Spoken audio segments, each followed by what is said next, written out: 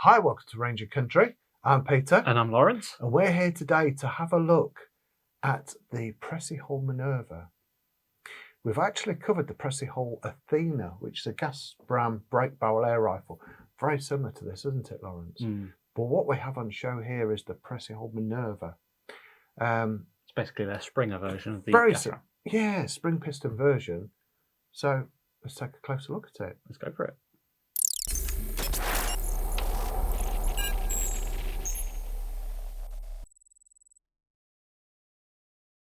Precihole Sports. Who are Precihole Sports, Lawrence? They came onto the scene, about a year ago, was it? A year and a bit ago? Like that. The first ones came along from Airarms. Airarms, the UK distributor of them. Yeah, so Precihole are, we said this when they first came out to us, they're an Indian brand. Well, they're India's biggest brand of air guns. Their main company is digging industrial holes or something, hence the Precihole. But they've gone into air guns. If you want to have a look at the reason, that's in one of our videos. We've actually met the guys that design these and make these, haven't we? And they're very passionate about it as well. Yeah. Now, it's, as we said before, it's quite a bold move by Airarms to be distributing these, and I think it's very good for Precihole to get into the UK market as well. They've got quite a range. I don't know how many guns exactly they've got available, but yeah, they've got quite a few options, so should be everything, something for everything. Yeah. This is the least expensive, I think. Let's see what it offers. Yeah, let's get into the features. Okay, Lawrence. So let's have a look at the features of the Minerva. You're at the butt end today. You're the butt of the rifle today. So let's see what you've got down that end. Yeah, so we've got this little recoil rubber pad. I won't call it a recoil pad.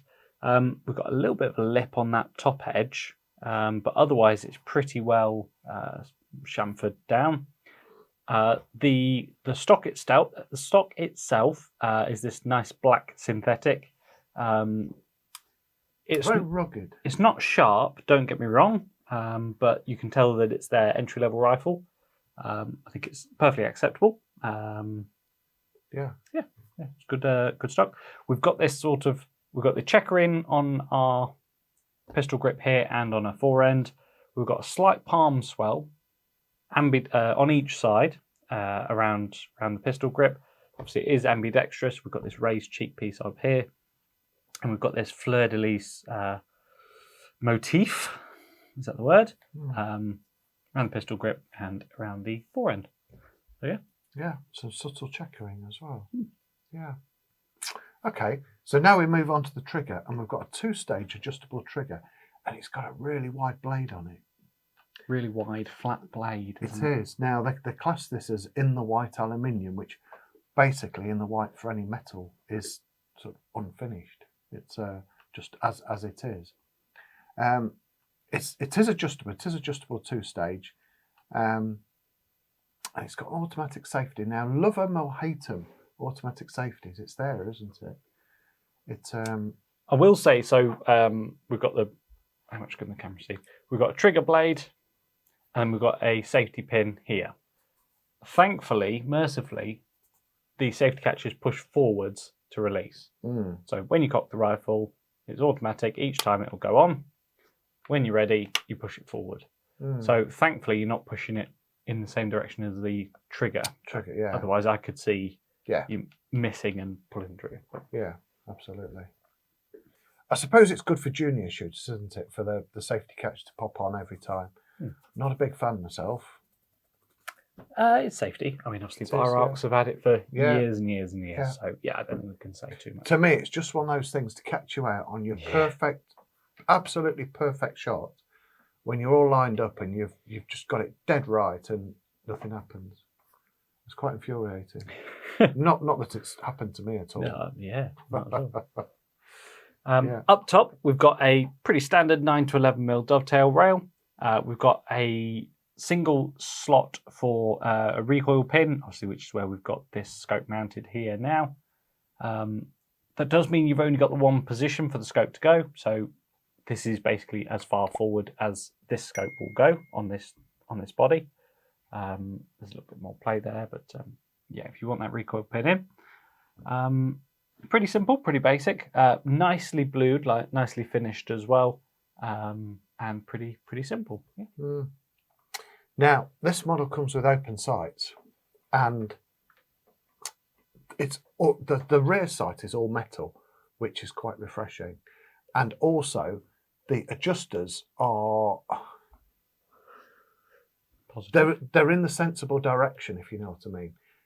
They are, unwind it to bring the target picture up, to raise your point of impact up, and screw it down to. What other way could you have?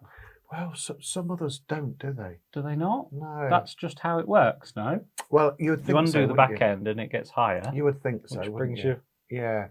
I would say this is the convention, but some of them can be a bit confusing, to be honest. It is nice to see it all metal.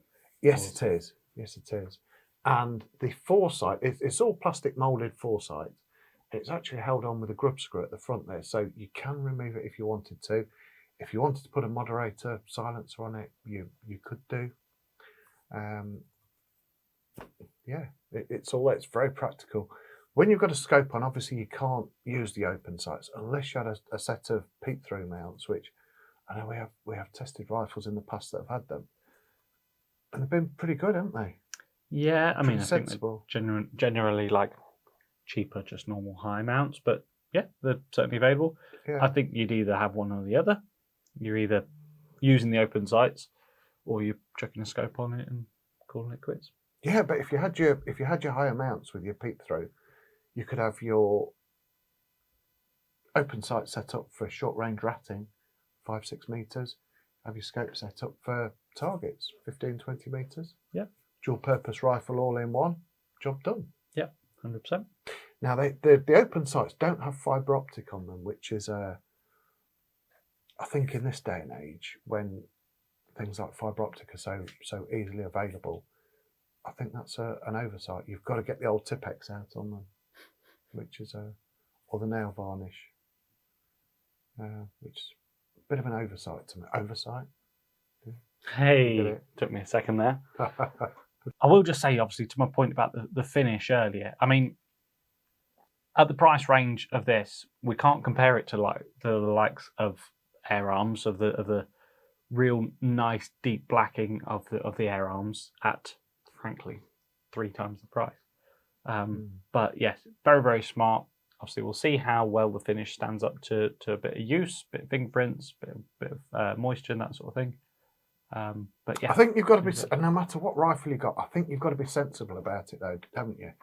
If you're out shooting on a November day when the air's very moist and the air's damp, and you've got to strip your rifle down, you've got to clean it. I think you've got to oil it. It's the same as anything, it's metal, it's a steel thing. Yeah. Isn't it? Yeah. We had a customer question. HW97, one of Iraq's finest, wasn't it?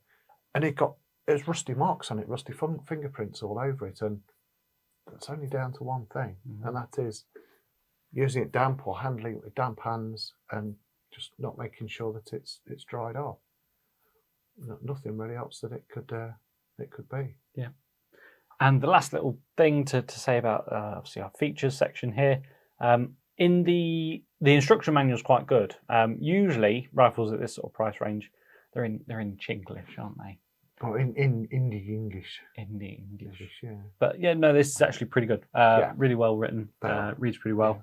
The trigger is adjustable, and it tells you how to do that. It's pretty doable. Nice, refreshing little, not too expensive rifle, but clearly, Air Arms have had their fingers in the pie. Yeah, exactly.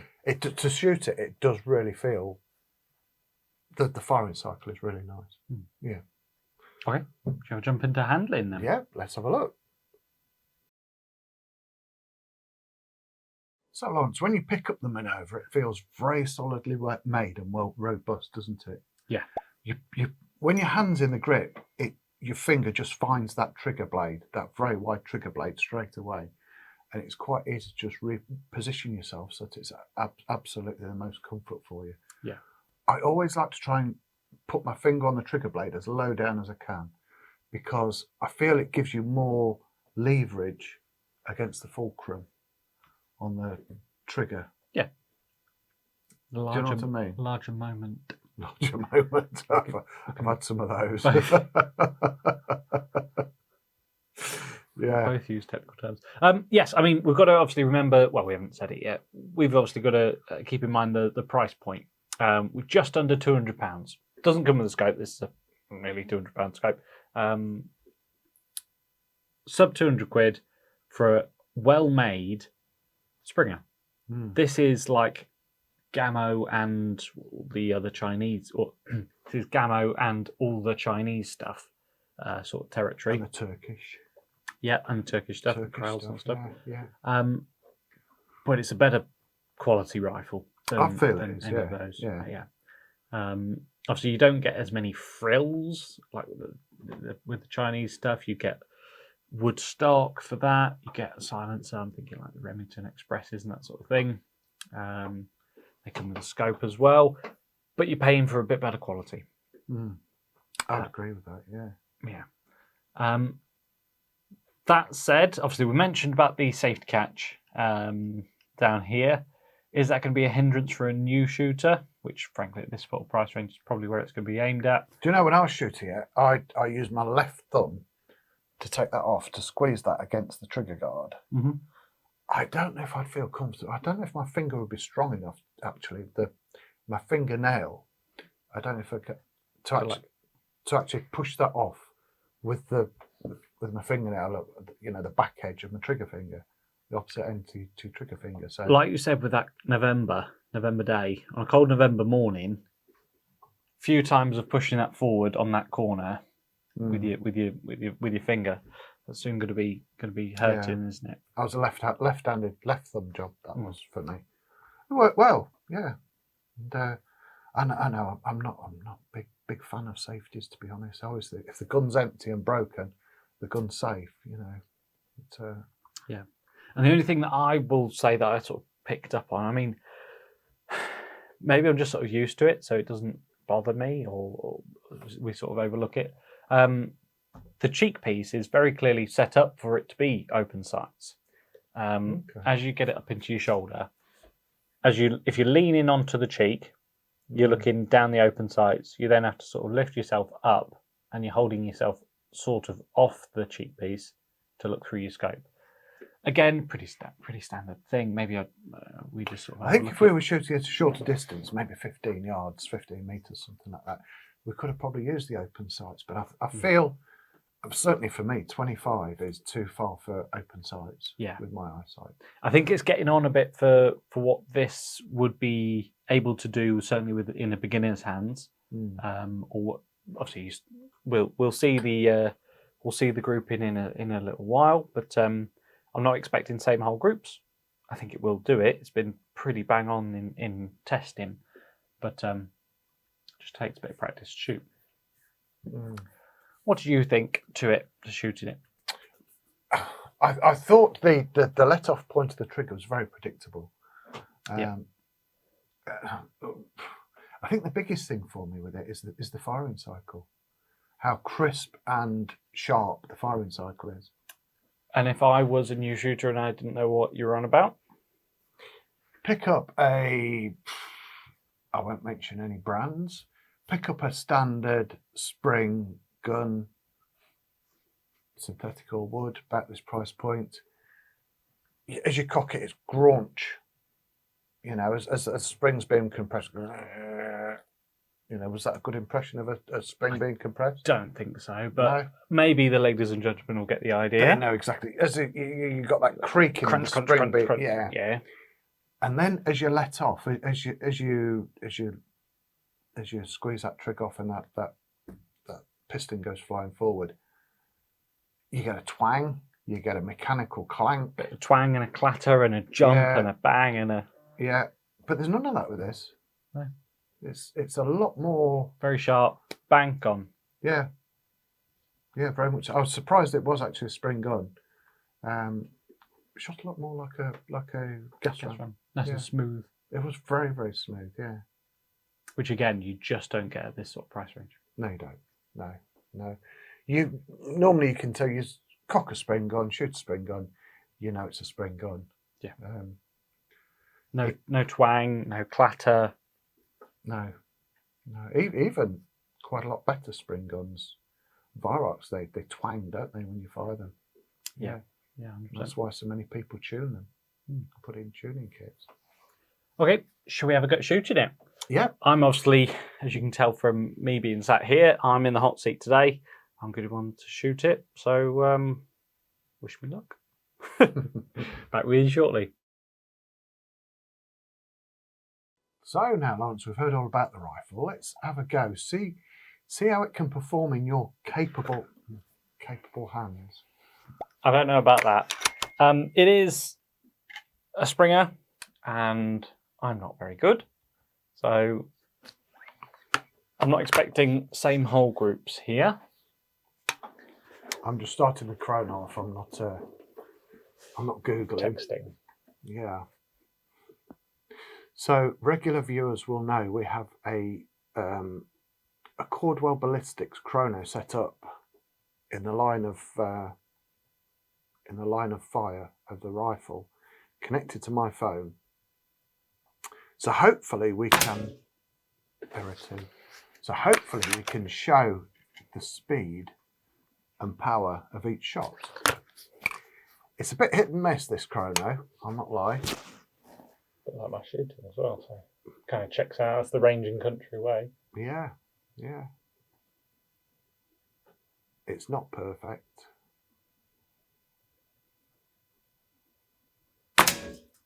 There we go. 10.97 foot-pounds. Ooh. You said not perfect. Yeah, went into Narnia, like. A little bit, yeah. I've just had a few shots in zeroing in practice. Now we are using Air Arms field pellets in 4.51 flavour today. We're shooting at 25 metres on our indoor tube range, which is attached to our studio. Another error on the chrono. Do you know we've tried all angles shooting through this chrono? It's quite large. It's about that sort of size, and it's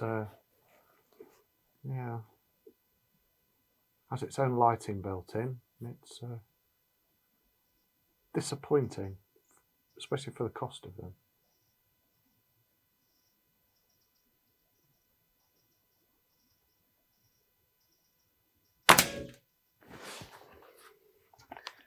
Got a lot of errors. That's where one of the pickups, I guess, failed to pick up the pellet passing through. Error 2, so that's probably the second sensor. Failed to register the pellet travel. Give that a try. Shuffled across a touch.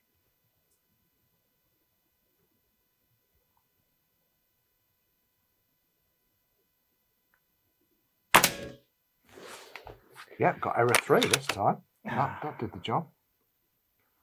I'm getting my eye in with it now. Long may this continue. When it's reliable, when this chrono is reliable, it's very good. But that's more the when than the regularity. More than the exception than the rule. I couldn't have put it better myself.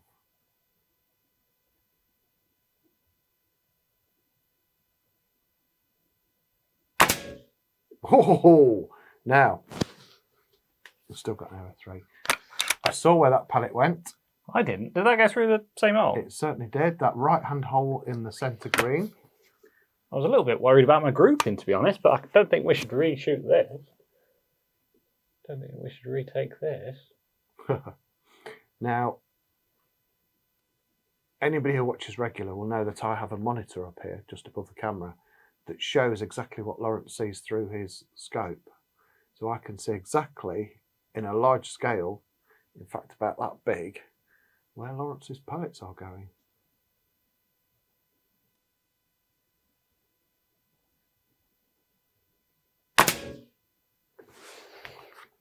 Still acceptable. I'm still happy with that, yeah. Chrono's still questionable.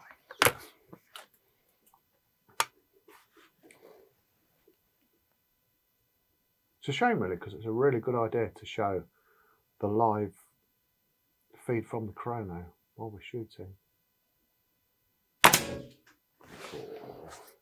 Getting confident now and losing it. Yeah, it was a bit early on that one. Not like you. Depends who you speak to.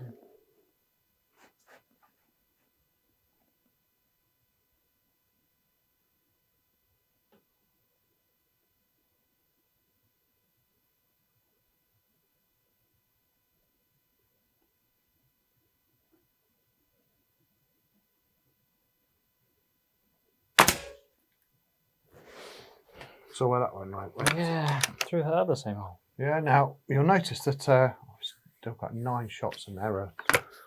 About 8 errors and 1 that's registered on the chrono. Let me shuffle over slightly. I'm going to go for the white spot in that same target on the left in the green. Oh, I know where I mean. Wherever it hits, that's where I was going.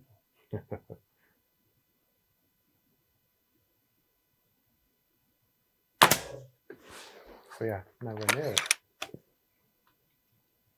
I'm being careful not to talk or move while Lawrence is shooting because it does actively move where I'm shooting. I just don't want to give him any excuse for being poor shooting.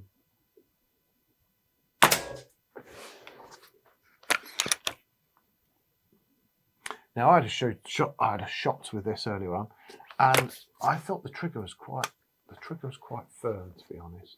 I think we have adjusted this slightly, me and Have Sam. we? Okay. But yeah. I found it quite hard, the trigger quite hard, so I ended up, I think, Let me do it. well, pulling it off aim at that final crucial moment, which is often the case.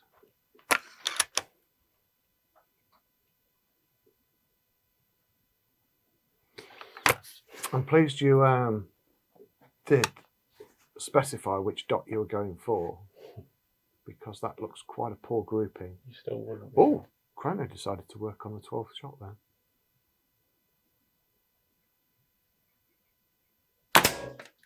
I'm trying. Nice. I'm trying to do. Yeah, I'm trying to do the same thing every time. But obviously, it's quite difficult. Like you say, that trigger doesn't help. No. It's not the lightest and the sharpest. No. But it's predictable. It's just a bit heavy, I guess. So yeah, it is possible, but I'm not capable of it.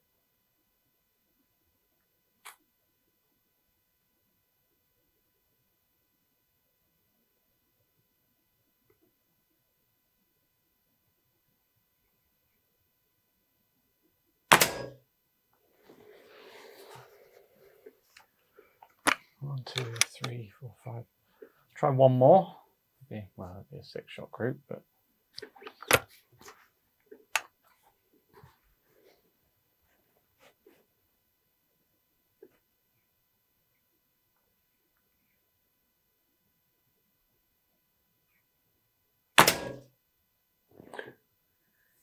Was that 3 through that? 3 through that same hole. Same hole, yeah. One just off. So, I mean, we're not the best springer shooters, are we? And we're not the most regular springer shooters either. So, no. I think with a little anyone who skips to the end of our shooting section here will think, "Oh dear, that's not very good." But actually, the actual shooting of it, seeing the shots where they're going, seeing that it's me that's shooting it, it will absolutely do the job. Yeah, it really will. Just takes a bit of practice. Now, what I did think when I did shoot it, a very, very crisp firing cycle, extremely crisp. Yeah. Which was quite surprising. I did say to you, "Is this a gas ram?" Because it felt like quicker. The lock time felt really quick on it, and it did. Yeah. So pretty good. Apart from the chronos let us down a bit. We've got 2 readings there.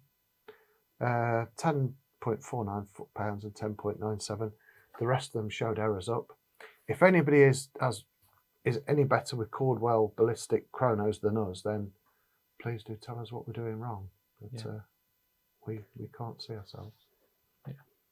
But, Okay, right. let's go grab that target in, and we'll do a quick conclusion for you. Okay, Lawrence. So we've got a bit to summarise here, I think, haven't we? Yeah, obviously We've seen both it had a shoot, shoot of it. You've shot it with on the as you just seen. yeah. There's a bit more we need to discuss, I think, about it. I think starting off when you break the barrel, there obviously needs a bit of a tap to break the barrel. You know, a rap with the palm of your hand always works better than trying to pull down, because it just works much better. And the mechanism for locking up the barrel, it's very, very positive. We sort of suggested it in the sort of handling section, but it feels like a more expensive rifle. It does, yeah. Obviously, this sort of, I won't say save money, but it's in a synthetic stock. The bluing isn't as lustrous as sort of higher expensive brands are, Air Arms and like Fire Arts and that sort of thing. But I think it's quite. They've spent the money where it does count. They have, yeah. It's quite utilitarian from the outlook, isn't it? With the rugged synthetic stock. But the proof of where the R&D has gone is into the gubbings, isn't it? In the middle of the important bit that does the important stuff. Yeah, 100%. Yeah. Now, obviously, I don't think we mentioned weight earlier. It's a fairly mid-weight rifle, about 7 pounds. What's that in new people money? 3.5 Three kilos. a bit. Just over 3 kilos, 3.2, something like that. It's fairly mid-weight. I mean, You do save a lot of weight with that synthetic stock, don't you? It's not heavy, but it's reassuringly heavy. Yeah. Yeah, I'd agree with that. I know what I mean. It just feels solidly built in there. None of this cheap pressed steel that a lot of them are made from. So, would you have one? I quite like it. Yeah, I would. If I was looking at, we're going to be about 300 quid by the time we've got the rifle, scope, bag to put it in, and some pellets. If you're looking at sub 300 quid and you want the best quality for your money, this is the one to go for. Do you know what I think this would be good for?